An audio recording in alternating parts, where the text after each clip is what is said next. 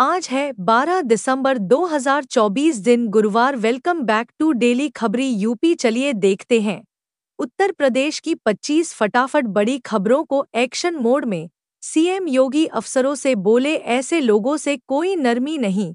मुख्यमंत्री योगी आदित्यनाथ ने यूपी में दूसरे की जमीन पर बुरी नजर रखने वालों के बुरे दिन शुरू होने का संकेत दे दिया है। बुधवार को गोरखपुर में जनता दर्शन के दौरान फरियाद की शिकायतें सुनने के दौरान उन्होंने अफसरों को कड़ा निर्देश दिया। उन्होंने कहा कि भू माफियाओं के साथ कोई नरमी दिखाने की कोई जरूरत नहीं, उन पर गंभीर धाराओं में मुकदमा दर्ज कर उन्हें जेल भेजें। यूपी के 5 जिलों को केंद्रीय विद्यालय की सौगात। केंद्र सरकार ने दी मंजूरी। यूपी के 5 जिलों में नए केंद्रीय विद्यालय खोले जाएंगे। केंद्रीय कैबिनेट ने इसकी मंजूरी दे दी। जिन जिलों में सेंट्रल स्कूल खुलेंगे उनमें अयोध्या, जौनपुर, कन्नौज, बिजनौर और महाराजगंज शामिल हैं। नए केंद्रीय विद्यालयों की स्थापना के साथ ही उत्तर प्रदेश में इनकी संख्या बढ़कर 127 हो जाएगी। यूपी में टैक्स चोरी रोकने के लिए बनेगा रिसर्च सेंटर। राजस्व के नए स्रोत तलाशने पर होगा शोध। टैक्स चोरी रोकने और राजस्व वृद्धि में नए स्रोत तलाशने के लिए यूपी में पहली बार रिसर्च सेंटर बनाया गया। गैर परंपरागत सेक्टर्स पर फोकस के साथ ही टैक्स चोरी के लिए कुख्यात सेक्टर्स पर शोध होगा। उसे AI, डाटा एनालिटिक्स और मशीन लर्निंग से कैसे रोका जा सकता है, इसका अध्ययन किया जाएगा। केस स्टडीज होंगी। ग्रेट नोएडा में बनेगा उत्तर भारत का सबसे बड़ा आई हॉस्पिटल। 209 करोड़ में बनेगी आलीशान बिल्डिंग। ग्रेटर नोएडा के निवासियों को अब आंखों की बेहतर इलाज के लिए दूर जाने की जरूरत नहीं पड़ेगी। ग्रेटर नोएडा में ही भारतीय नेत्र संस्थान बनेगा। ग्रेट नोएडा प्राधिकरण ने इस प्रोजेक्ट के लिए नॉलेज पार्क 3 में 75 एकड़ जमीन आवंटित कर दी। अब अगले साल से शुरू होने की उम्मीद है। संस्थान के सलाहकार राजीव सिंह ने बताया कि इस परियोजना में प्रथम चरण में 209 करोड़ का निवेश किया जाएगा। पीएम मोदी देंगे 7,000 करोड़ की परियोजनाओं के स्वागत विधिवत पूजन से करेंगे महाकुंभ की शुरुआत। महाकुंभ की औपचारिक शुरुआत के लिए कल 13 दिसंबर को प्रयाग जा रहे प्रधानमंत्री नरेंद्र मोदी 7,000 करोड़ की 600 से अधिक परियोजनाओं का लोकार्पण करेंगे। पीएम संगम तट पर बटन दबाकर इन परियोजनाओं की शुरुआत करेंगे। प्रयागराज मेला प्राधिकरण ने परियोजनाओं की सूची तैयार कर पीएम कार्यालय को भेज दी है। अब हाउस टैक्स से नहीं बच पाएंगे फ्लैट में रहने वाले। वसूली के लिए उठाए जा रहे सख्त कदम। आगरा नगर निगम वित्तीय वर्ष 2024-25 के लिए हाउस टैक्स और प्रॉपर्टी टैक्स की वसूली के लिए सख्त कदम उठा रहा है। बड़े बकायेदारों के खाते सीज कर दिए गए हैं। प्रॉपर्टी को भी सील किया जा रहा है। इसके साथ ही अब बहुमंजिला इमारतों का सर्वे शुरू कर दिया गया। शहर में बड़ी संख्या में बहुमंजिला इमारतें हैं जिनका अभी तक का निर्धारण नहीं हुआ है। अभी तक कर करीब 19,000 फ्लैट्स मिले हैं जिनका कर निर्धारण कर हाउस टैक्स वसूल किया जाएगा और एयरपोर्ट के लिए सस्ता मिलेगा टिकट। सरकार ने किया 20% कम कीमत का ऐलान। नोएडा में बन रही जीवर इंटरनेशनल एयरपोर्ट ने अपना पहला ट्रायल रन सफलतापूर्वक पूर्ण कर लिया है। इस ऐतिहासिक मौके पर इंडिगो विमान ने दिल्ली एयरपोर्ट से उड़ान भरकर 15 मिनट में जेवर के पहले रनवे पर लैंड किया है। अप्रैल 2025 से यहां से नियमित उड़ानें शुरू होंगी। सबसे खास बात यह है कि जेवर एयरपोर्ट पर टिकट्स दिल्ली एयरपोर्ट से 20 पर तक सस्ती होंगी। उत्तर प्रदेश सरकार सब्सिडी देकर इसे संभव बनाएगी। बीएचयू में सिविल सर्विसेज की होगी निःशुल्क तैयारी। जनवरी में प्रवेश परीक्षा। बीएचयू में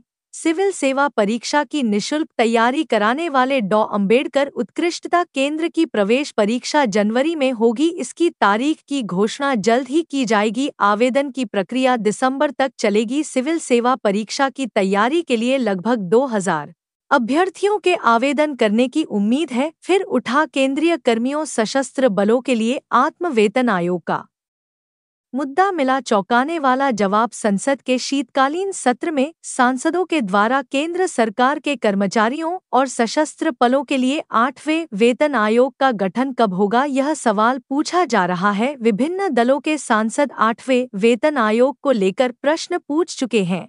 क्या सरकार 8वें CPC का गठन नहीं करने के कारण केंद्र सरकार के कर्मचारियों में व्याप्त आक्रोश से अवगत है तथा यदि हाँ, तो इस पर सरकार की क्या प्रतिक्रिया है? माध्यमिक स्कूल्स में बदली छुट्टी लेने की प्रक्रिया नहीं, देना होगा शपथ पत्र। माध्यमिक शिक्षा विभाग ने राजकीय विद्यालयों के कर्मचारियों, शिक्षकों के लिए विभिन्न छुट्टियों के आवेदन व स्वीकृति की प्रक्रिया को सरल किया। इसके तहत यह तय किया गया कि अब शिक्षकों कर्मचारियों को मेडिकल समेत किसी की छुट्टी के लिए स्टाम्प पेपर पर शपथ पत्र नहीं देना होगा। चिकित्सा प्रमाण पत्र देने के लिए अधिकृत अस्पतालों में सभी रजिस्टर मेडिकल डॉक्टर के भी प्रमाण पत्र मान्य होंगे। यूपी के किसानों के लिए खुली बम्पर लॉटरी, योगी सरकार दे रही 1 लाख रुपए। उत्तर प्रदेश के किसानों को लेकर योगी सरकार ने बड़ा कदम उठाया है। इस कदम के साथ ही किसानों के खाते में जमा कर दिए जाएंगे ₹1,25,000। नंदिनी कृषक समृद्धि योजना के तहत किसानों को डेयर फॉर्म भरवाना शुरू करवाया जाता है। इसमें कुल 25 दुधारू गाय वाली डेयरी यूनिट स्थापित करने के लिए सरकार की ओर से 25 लाख रुपए की लागत आती है। सरकार की ओर से इस लागत का % मुहैया कराया जाता है। लखनऊ यूनिवर्सिटी में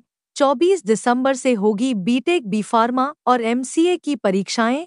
LA में शैक्षिक सत्र 2024-25 विषम सेमेस्टर परीक्षा के तहत स्नातक व परास्नातक पाठ्यक्रमों का परीक्षा कार्यक्रम घोषित किया गया। इसमें बीटेक, बी फार्मा, MCA व MTech शामिल है, जिसका शेड्यूल विश्वविद्यालय की वेबसाइट पर देखा जा सकता है। परीक्षा नियंत्रक विद्यानंद त्रिपाठी का कहना है कि बीटेक NP रेगुलर व बैक पेपर के सप्तम सेमेस्टर की परीक्षाएं 24 दिसंबर से 8 जनवरी, पंचम की 26 दिसंबर से 9 जनवरी, तृतीय की 13 से 24 जनवरी और प्रथम सेमेस्टर की 17 से 27 जनवरी तक होंगी। यमुना एक्सप्रेसवे से कनेक्ट होगा एयर कार्गोटर ल 178 करोड़ रुपए में NHAI बनाएगा हाईटेक सड़क। यमुना एक्सप्रेसवे को एयर कार्गो टर्मिनल से जोड़ने वाली 8.25 किलोमीटर लंबी और 30 मीटर चौड़ी सड़क का निर्माण अब भारतीय राष्ट्रीय राजमार्ग प्राधिकरण के द्वारा किया जाएगा। इस परियोजना की लागत 8 करोड़ रुपए निर्धारित की गई, जिसका पूरा खर्च यमुना प्राधिकरण के द्वारा उठाया जाएगा। रोडवेज बस के ड्राइवर कंडक्टर वर्दी में रहेंगे। यात्रियों से दुर्व्यवहार पर सख्त कार्यवाही होगी। यूपी परिवहन निगम के MD ने महाकुंभ की तैयारियों को देखते हुए समीक्षा बैठक की। उन्होंने निर्देश दिए कि बस स्टेशन पर जाड़े की वजह से यात्रियों को किसी तरह की दिक्कत नहीं होनी चाहिए, इसके लिए समुचित व्यवस्था कर ली जाए। साथ ही बस स्टेशन के कर्मचारियों को बता दिया जाए कि यात्रियों से किसी तरह का दुर्व्यवहार न करें।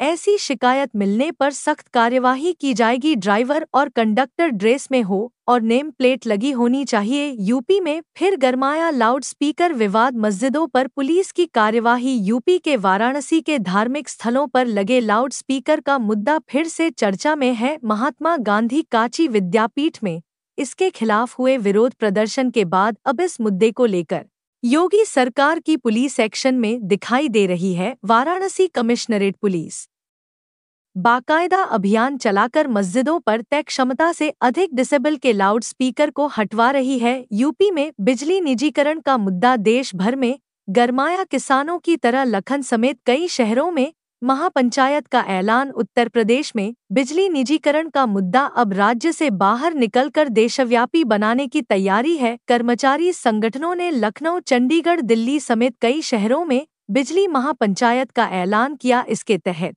लखनऊ में 22 दिसंबर को कर्मचारी संगठनों के नेता और विद्युत कर्मचारी जुटेंगे। इसके बाद चंडीगढ़ में 25 दिसंबर को ऐसी ही पंचायत बुलाई गई है। UP Ayush PG counselling stray vacancy round के लिए मेरिट सूची जारी। आयुष विभाग उत्तर प्रदेश ने 11 दिसंबर को स्ट्रे वैकेंसी काउंसलिंग राउंड के लिए राज्य आयुष PG मेरिट लिस्ट जारी कर दी। उम्मीदवार आधिकारिक वेबसाइट के माध्यम से UP Ayush PG merit list देख सकते हैं। जिन उम्मीदवारों का नाम UP Ayush PG merit list PDF में होगा वे चॉइस फिलिंग और लॉकिंग प्रक्रिया में भाग लेने के पात्र होंगे। अलीगढ़ पलवल हाईवे के चौड़ीकरण को मिली मंजूरी। अलीगढ़ पलवल हाईवे के चौड़ीकरण को मंजूरी मिल गई है। 69 किलोमीटर लंबे हाईवे चौड़ीकरण के लिए 31 गांव से मार्ग निर्माण के लिए जमीन का अधिग्रहण होना है। इसमें 21 गांव के 160 से अधिक हेक्टेयर भूमि के लिए किसानों को 600 करोड़ से अधिक रुपए का मुआवजा बांटे जाने की तैयारी चल रही है। मार्ग का चौड़ीकरण हो जाने से गाजियाबाद जिले में बन रहे दुहाई इंटरनेशनल एयरपोर्ट को बेहतर कनेक्टिविटी मिलेगी। सीएम डैशबोर्ड रैंकिंग वाराणसी के निर्माण विभाग ने साग 33 परियोजना 1 साल पीछे अप्रैल से अक्टूबर तक जारी हुई मुख्यमंत्री डैशबोर्ड रैंकिंग में निर्माण विभाग ने जिले की साख गिराई है। वाराणसी की 66 रैंक आई है। विभाग को 10 में से सिर्फ 1 नंबर मिला। उन्हें ई ग्रेड दिया गया। उत्तर प्रदेश की सूची में अंतिम 5 जिलों में वाराणसी शामिल है। इसका मुख्य कारण परियोजनाओं का काम समय से पूरा न होना है। पहाड़ों से आई उत्तर पश्चिम हवाओं ने ठंडक बढ़ाई। मौसम विभाग ने दी यह जानकारी। हिमालय की पर्वतीय श्रृंखलाओं पर हुई बर्फबारी और बारिश का असर मैदानी इलाकों में आना शुरू हो गया। उत्तर पश्चिमी हवाओं में तेजी आते ही दिन में माहौल में गलन बढ़ गई। शहरिया ने एक स्वेटर चढ़ा लिया। सीएसए के मौसम विभाग का अनुमान है कि उत्तर पश्चिमी हवाओं की निरंतरता बनी रही तो शुक्रवार से ठंड में और भी इजाफा हो जाएगा। नहरों, नदियों और जल भराव वाले स्थानों पर कोहरे का घनत्व बढ़ेगा। पीएयू में राष्ट्रीय वॉलीबॉल प्रतियोगिता की शुरुआत देश भर की टीम्स दिखाएंगी दमखा। बीएचयू के एम्फी थिएटर ग्राउंड में 68वां राष्ट्रीय विद्यालय वॉलीबॉल अंडर 14 प्रतियोगिता का बुधवार को शुभारंभ हुआ। राष्ट्रीय खेल महाकुंभ के मुख्य अतिथि उत्तर प्रदेश के आयुष, खाद्य सुरक्षा एवं औषधि प्रशासन राज्य मंत्री दयाशंकर मिश्र दयालु ने समारोह का शुभारंभ किया। कार्यक्रम की अध्यक्षता वाराणसी के महापौर एवं प्रदेश वॉलीबॉल एसोसिएशन के अध्यक्ष अशोक तिवारी ने की। यूपी के शहर में बुलडोजर एक्शन 24 दुकानें और 12 फ्लैट गिराए गए। लखनऊ में इंदिरानगर के चांदन में मानस सिटी के पास बने कॉम्प्लेक्शन एलडीए के दस्ते ने गिरा दिए। इनके चारों तरफ की दीवारें व बाहर का हिस्सा, पार्किंग, दुकानों में लगे शटर आदि सभी तोड़ दिए गए। बिल्डिंग का केवल कॉलम बीम ही बचा है। बिल्डर अमर अग्रवाल की ओर से इंदिरानगर के चांदन में कॉम्प्लेक्शन बनाने का काम किया जा रहा था। लखनऊ नगर निगम का कारनामा पहले 21 लाख टैक्स बताया, शिकायत पर 10 लाख किया। सीएम योगी से गुहार। नगर निगम लखनऊ में ज्यादा हाउस टैक्स बकाये का नोटिस बेचकर इसे कम करने का चलन बढ़ता जा रहा है। आरोप है कि इसकी आड़ में धन उगाही हो रही है। ऐशबाग इलाके में अफसरों ने एक कारोबारी को लाख बकाये का नोटिस भेज कारोबारी की आपत्ति पर इसे घटाकर 14 लाख किया। इस मामले में भाजपा प्रदेश कार्य समिति के सदस्य गौरव माहेश्वरी ने भ्रष्टाचार का आरोप लगाते हुए सीएम, नगर विकास मंत्री, महापौर और नगर आयुक्त ने लिखित शिकायत की। इस बार महाकुंभ की शोभा बढ़ाएंगे देहाती रसगुल्ले से लेकर अवधी थाली। अनुमान लगाया जा रहा है कि इस बार महाकुंभ में 40 करोड़ से 45 करोड़ के बीच श्रद्धालु गंगा, यमुना और सरस्वती की त्रिवेणी संगम में पावन डुबकी लगाने के लिए प्रयागराज आ सकते हैं। इस बार यहाँ का खाना भी आकर्षण का केंद्र बनेगा। अगर आपको इलाहाबाद का एकदम खास पकवान का स्वाद लेना है तो देहाती रसगुल्ले जरूर खाएं।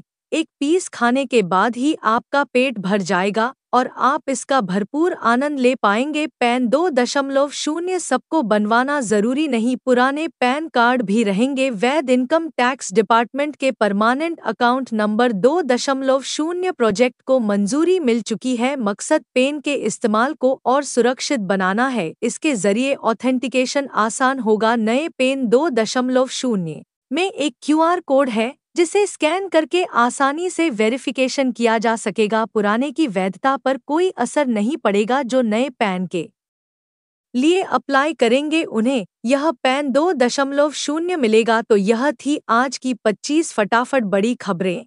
अगर आपको न्यूज़ पसंद आई हो तो वीडियो को लाइक और शेयर जरूर करें। धन्यवाद।